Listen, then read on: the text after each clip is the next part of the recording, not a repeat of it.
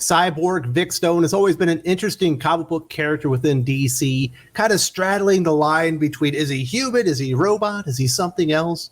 Obviously, when he was introduced by Marv Wolfman and George Perez in DC Comics Presents, I think it's 26, as one of the founding members of the Teen Titans, there was a big struggle with the character, specifically between himself and his father, because he kind of blamed him for the experiment that created him, and it felt like he was losing his humanity. And one of the big problems with Cyborg, over the past few years, I think as he's kind of just gotten rid of his humanity altogether. And it sounds like David F. Walker agrees with me, at least to a degree, that the character needed to rediscover his humanity, specifically during the New 52, where they rebooted continuity and all of a sudden Cyborg was a founding member of the Justice League. Didn't really make sense, especially on a team with characters with that many powers. Obviously, they don't quite overlap what he was doing, but he brought something different to the table. And essentially, in my opinion, and this is just my opinion, and you can disagree, they kind of made Cyborg, Vic Stone, just a walking deus ex machina. Oh, you need to do something weird? We've got a cyborg that has the capability to learn everything in a matter of seconds, and he will do it. Oh, you need to talk to a mother box. Oh, Cyborg can do that. You need to do this, that. And he just became a walking plot device. And David F. Walker wanted to bring that humanity back to the character during his 2015 run, kind of at the tail end of the New 52 during DCU. Remember DCU? Nobody really liked that. If you're looking for something from DCU that was kind of good, shockingly, Steve Orlando's Midnighter. Go check that one out. That's probably the best thing that they put out. That was a change from the established norms at DC Comics at the time. Otherwise, not a whole lot of good stuff coming out there. And it was brought up, David F. Walker's Cyborg run from 2015, in a conversation that was on Twitter where people were talking about Jeff Johns. He's been under a lot of fire, specifically with DC Films, Ray Fisher, who played Cyborg in the Justice League film. There's been a lot of accusations at Jeff Johns, and somebody was citing an article about that run on Cyborg and using it to defend Jeff Johns. And David F. Walker, who I believe was tagged in it, came out and he gave away some information. We've been talking about how Marvel Comics' portrayal of Miles Morales in What If Miles Was Thor was very stereotypical. It got a lot of outrage. And you can see perhaps this problem is a little bit more deep-seated than we thought. It's something that Jervain Dargan brought up here on the channel when we had a conversation about that was more in-depth. And it sounds like maybe David F. Walker was getting some pushback from DC Comics, wanting to make Vic Stone Cyborg a little bit more stereotypical of how black men were portrayed in the media at the time. Obviously, it's not that long ago. It's only 2015. This is what David F. Walker had to say. The commenter says, in comics, Jeff Johns was criticized by the black community for the castration of Cyborg. He wasn't aware of these implications, so he wanted to correct that by making sure David Walker's origins are canon over his own origins. That's him being sensitive to the black community. This is what David F. Walker had to say. Untrue. All of my changes were met with opposition. I was the only person interested in restoring his humanity. In fact, I was told that Cyborg needed to have more skin showing so he could have tattoos and be thugged out. When I think of Vic Stone Cyborg, I don't think about a thugged out character. And obviously, when you hear something like that from the author himself saying, hey, I was trying to restore humanity to the character. And there are a lot of characters that kind of deal with this sort of thing. The most notable being, when I think about it personally, is Swamp Thing, Alex Holland. He's not even human. And when he discovers this, that he's actually a plant that's mimicking human life and grew plant organs and all this stuff. And it's really, there's just an essence of the original Alex Holland based on the experiment and everything that happened. That is an enormous reveal in that comic book. And that is an enormous journey for the character of Swamp Thing. Very invigorating stuff and one of the best comic book story I personally have ever read. Saga of the Swamp Thing, Book 1, Alan Moore. Stephen Bissett on art, absolutely flawless. So these are themes that have definitely been tackled within comic books, DC Comics and whatnot. Another character that I think of when I think of these themes of am I human, am I not human, is Bloodshot from Valiant Comics.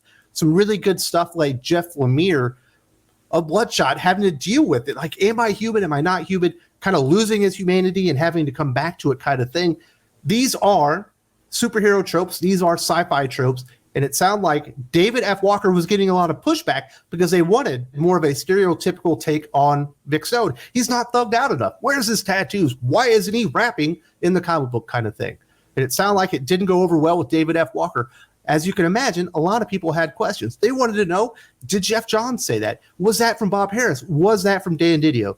Now, David F. Walker wasn't giving away too much. It sounds like He is friends with some of these people, and he didn't want to burn any bridges to DC Comics, but he did give away some information. Initially, when asked if it was then publisher Dan Didio or the EIC Bob Harris, David F. Walker replied, no, it was neither of them, nor was it Jeff Johns. Speaking directly about Jeff Johns, someone replied, Jeff Johns or a person representing him said this to you directly. Just looking to clarify, as a very big fan of his who's wondering if their adoration has been misplaced, not looking to shift blame or anything like that. David F. Walker ends up having a couple of replies, actually Photoshop one of those in there just to make it a little bit easier. He says, it was not said to me by Johns, but it was said to me by several people in positions of power and influence. The original redesigns of Vic had his arms covered in tattoos.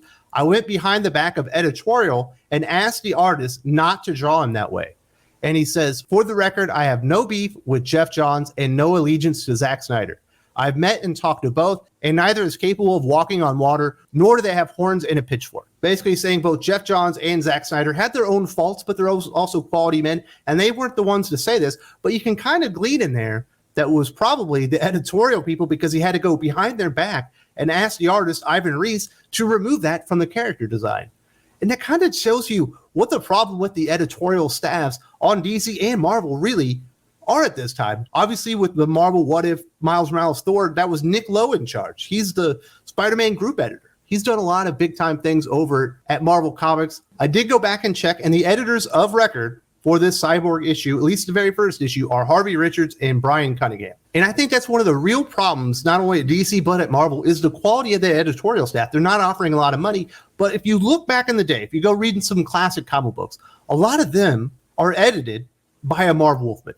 A lot of them are edited by a Denny O'Neil, a Jim Owsley, who you may know better as Christopher Priest, or maybe a Wheezy, a Louise Simonson, Ann Nesenti, all these wonderful comic book writers that you and I know and love because they've been quality writers for such a long time. A lot of them got their start as comic book editors, or they started as writers and also came back and edited some work. So you had really good storytellers as the editors in charge at Marvel and DC, and we don't really have that anymore. You have a bunch of yes men who are also basically just spell checkers at the moment, and they don't really know storytelling. What they do know is pop culture. How are black people represented in the media? Well, they need to be thugged out. They need to be rapping. When they walk down the streets of Asgard, which should be Brooklyn now, we got to have shoes hanging down and there should be graffiti everywhere if we decided to make a black character Thor kind of thing. And you can see it kind of traces its way all the way back to 2015 and certainly a long time before that, as David F. Walker was fighting for a better interpretation of Vic Stone's Cyborg. Did he win the fight? Well, probably not. I don't think the version of Cyborg that he intended to bring back to DC Comics is with us anymore. It probably died during his run, and we're getting the more, boring version that's basically just a walking plot device. You go read Deceased and see what Tom Taylor had to do with Cyborg.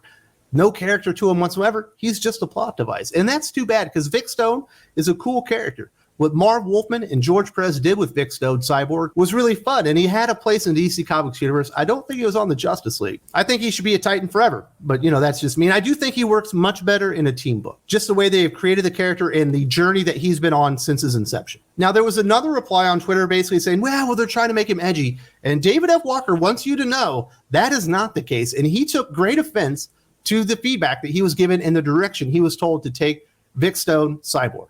The commenter says, they're always trying to make characters cooler and edgier, and it's almost always something like give him tattoos, or back in my day, give him all the buckles. I don't think anyone's intent was to dehumanize him, honestly. He's a football player. Most have tats.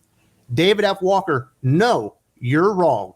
The exact words said to me were, make him more thugged out. No one said, make him cooler or edgier. They said more thugged out. If you don't think that's dehumanizing, well, there's nothing more to say.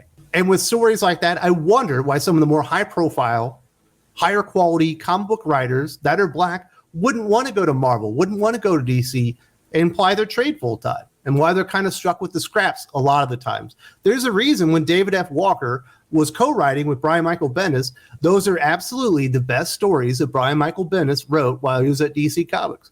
Because David F. Walker was a value add to Brian Michael Bendis as a writer because he was able to give him more direction and better stories. David F. Walker, in my opinion, he's not a great writer, but he's not a bad writer either.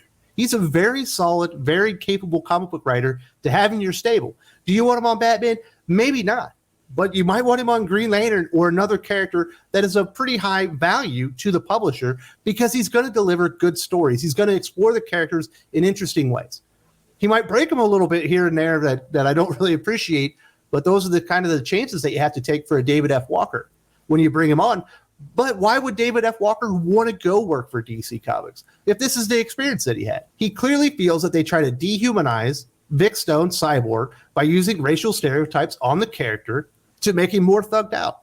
And that would be a slap in the face of any writer that was trying to do something unique with the character and maybe bring him back to his roots and make him a fully fleshed out, humanized character again. And that's been a big problem for Vic Stone Cyborg. And one of the reasons that he's not really highly featured at DC Comics. I love Jeff Johns, but there's been a few characters out there that I don't think he's done a lot of good for. Putting Cyborg on the Justice League and making him a founding member and basically making him a walking plot device did nothing of value for the character, really, in the long term, other than maybe get him into the Justice League movie. But in that case, I imagine Warner Brothers wish it hadn't happened because they have so many headaches because of all the things that surrounded Ray Fisher and his time on Justice League, which also sounds like it wasn't very pleasant.